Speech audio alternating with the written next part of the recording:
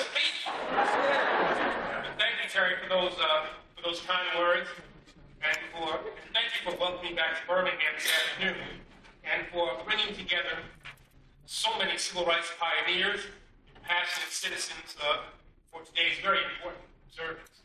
I look at this front row, and I see before me legends. Dr. Loudon.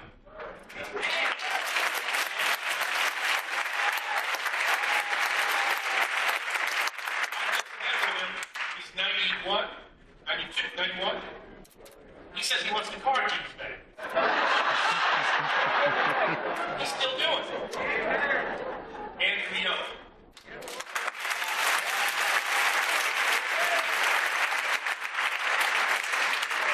Uncle King.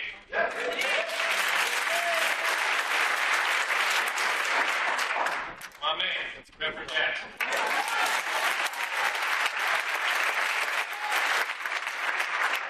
It is an honor to stand with all of you, Governor Bentley, Mayor Bell, the many other distinguished leaders and invited guests who are here today, as we remember the four little angels. That's what they were, angels, who were taken from us 50 years ago today. As we mark the steps forward that our country has witnessed in the decades since that terrible tragedy, and as we recommit ourselves as a nation to the unfinished work before us and the ongoing journey towards equality, opportunity, and justice that must remain our common cause.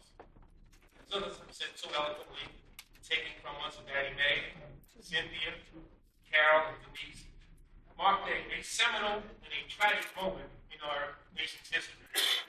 On that morning in 1963, these four girls, not yet women, they come to this historic church, along with Addie Mae's sister Sarah, and others who are here with us, to attend a service entitled The Love That Forgives. But just after they began to assemble, the peace of this congregation was shattered. Their young lives were taken, and the little foundation of this church was cracked apart by an unspeakable act of hatred. Half a century later, the magnitude of this monstrous crime and the human and moral costs of other bombings, of lynchings, and murderers that punctuated not only the civil rights era, but the entire 20th century. They are impossible to calculate and difficult to comprehend.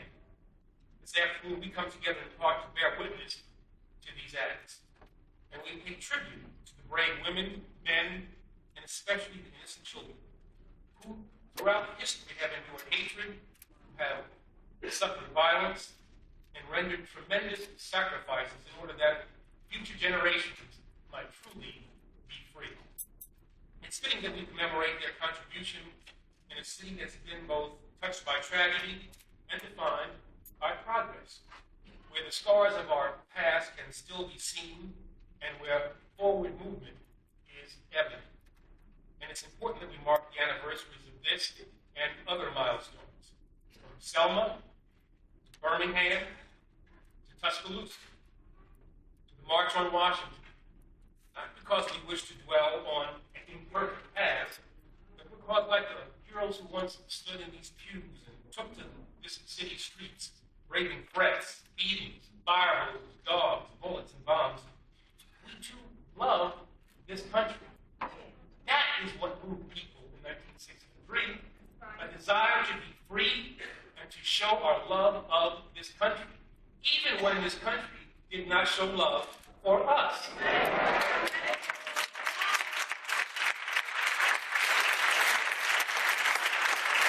My father was born in Barbados in the West Indies. He served his country proudly in World War II. And in uniform, was told that he had to get to the back of a train. In Oklahoma, he was told he had to go around back to get a hamburger. And he's born in Barbados, raised in New York, and wondered what kind of country could do that to a man in uniform. In uniform. And yet he loved this country. He loved this country more than any man I think I've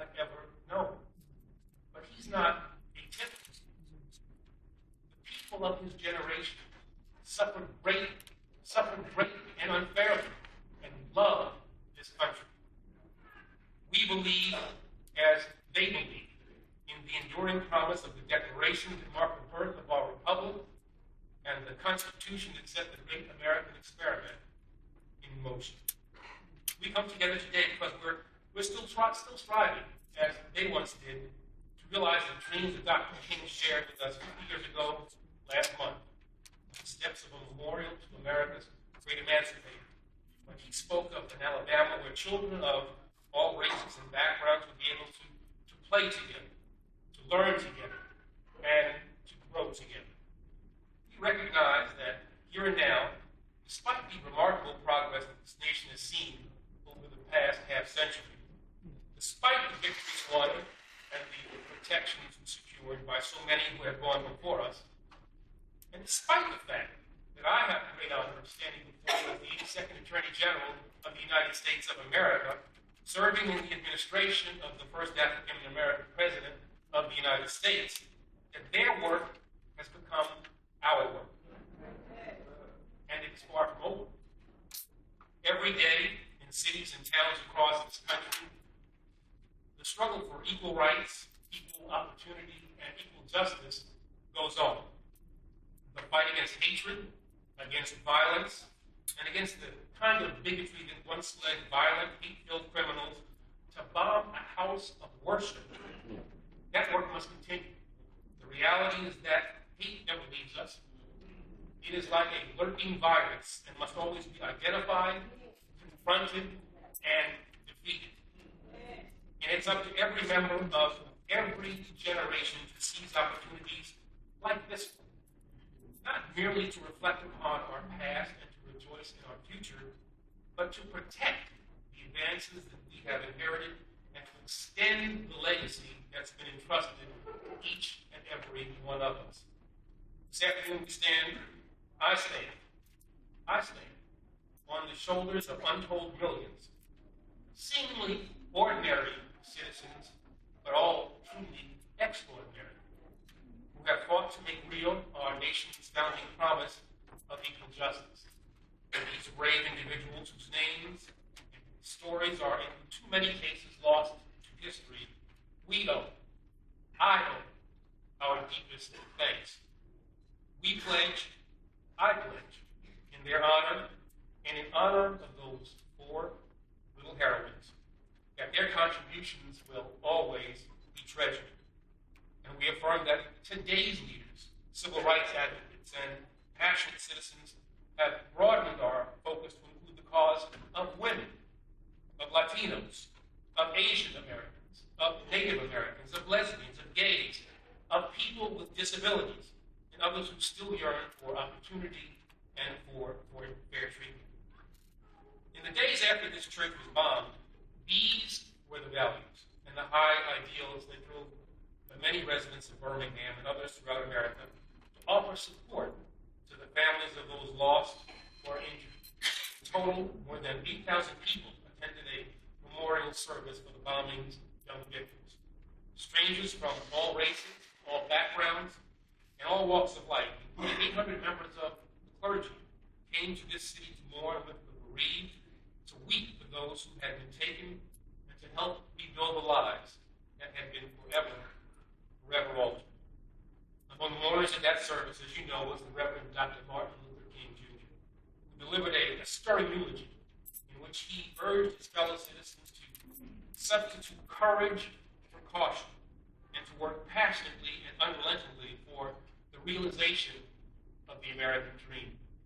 He seized upon a glimmer of hope in a moment of darkness and national heartbreak, declaring that even the most devastating of losses can lead to positive change.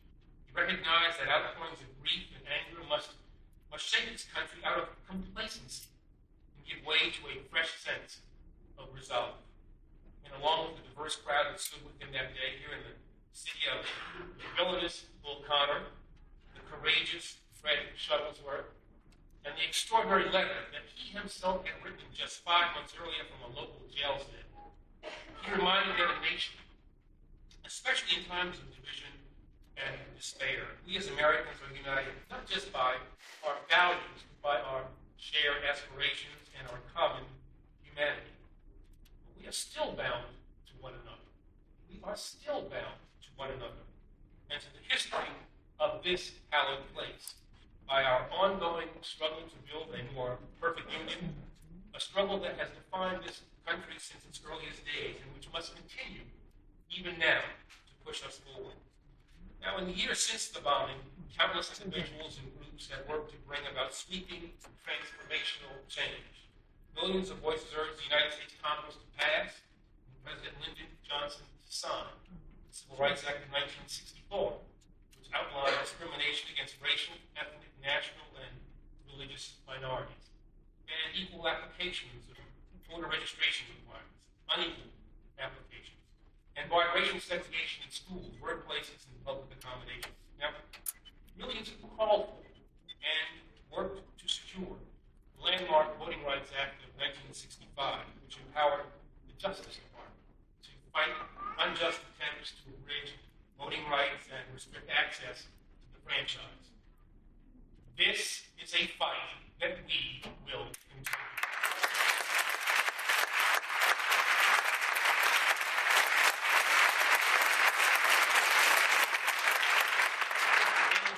Achievements and in so many others, the legacies of these 4 young girls will always live.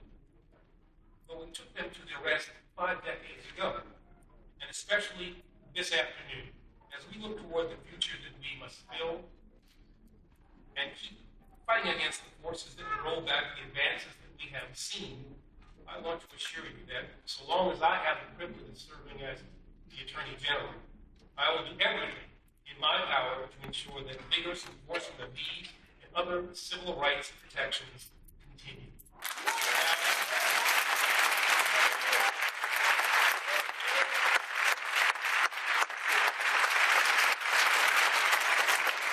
This means using every tool and authority available to the Justice Department to hold accountable those who commit hate crimes, including acts of bias-motivated violence. It means fighting to ensure that every eligible American exercise his or her right to vote.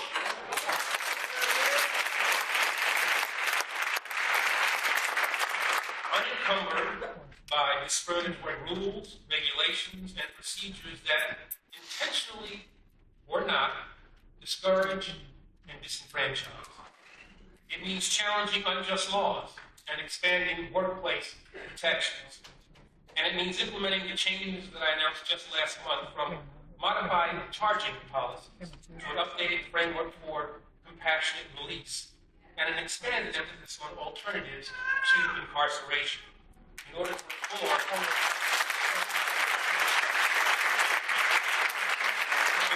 reform our criminal justice system, to address unwarranted disparities, and to make the system smarter, fairer, and more effective for everyone in this country.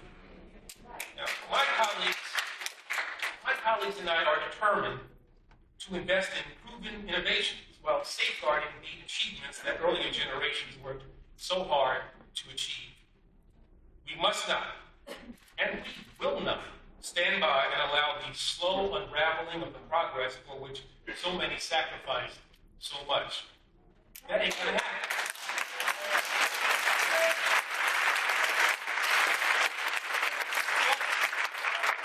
But at the same time, we also understand, as you understand, as you must understand, that government will never be able to attain these results or bring about the progress that we seek on its own.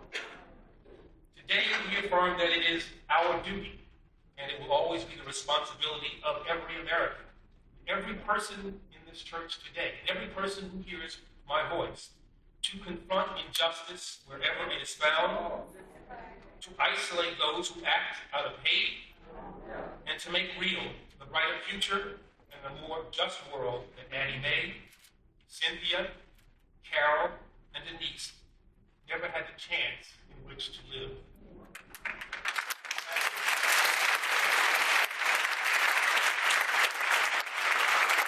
As the father of 2 young daughters who are now almost women, it is heartbreaking. It is heartbreaking for me to look at photographs of these little heroines, as I have so many times over the years, and see how innocent how full of hope, of youth they were when they were taken from us, and denied the chance to become the remarkable women that they might have been.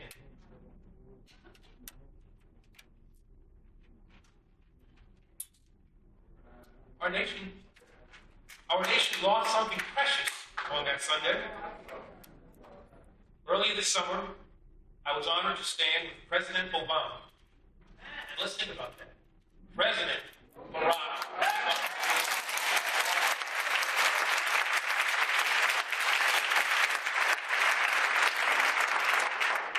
I was honored to stand with President Obama in the Oval Office as he paid fitting tribute to their sacrifices by signing a bill that posthumously awarded to them the Congressional Gold Medal. And I'm proud to be here today among members of the community of faith that knew them best and loved them most, as we firmly resolve as individuals, as patriots, and as citizens of a great nation, not merely to shed tears, but to keep moving forward together.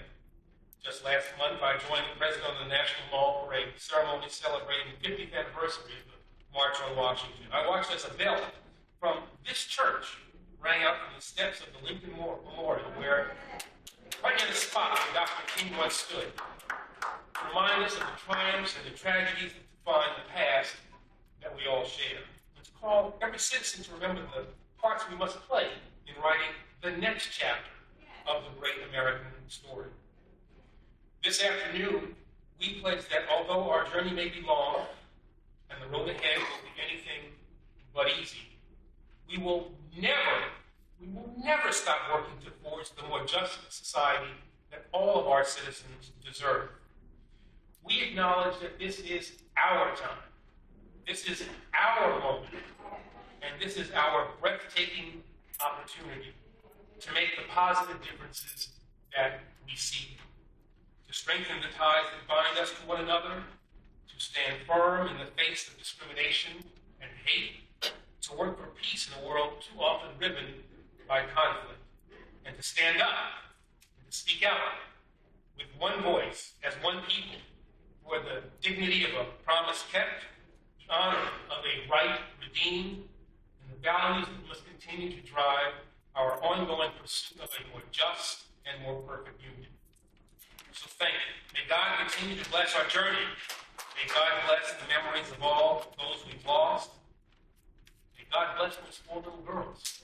May God bless the United States of America.